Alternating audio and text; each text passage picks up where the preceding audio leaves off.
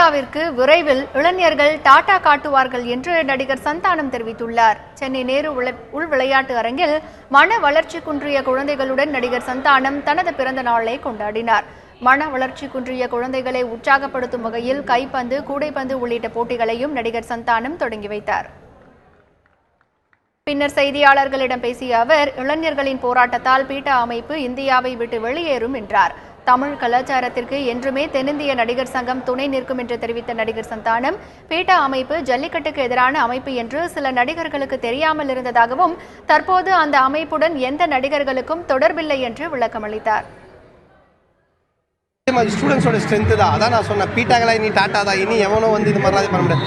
அது மட்டும் இல்லை, இப்போ ஸ்டூடெண்ட்ஸ் எடுத்திருக்காங்களே இப்போ ஒரு முடிவு, இனி வந்துட்டு அந்நிய பொருட்கள் எதையுமே நாங்கள் பயன்படுத்த மாட்டோன்னு. இது ரொம்ப ஸ்ட்ராங்காக நம்ம பண்ணாலே இந்தியாவோட வளர்ச்சி வேற லெவலில் இருக்கும்.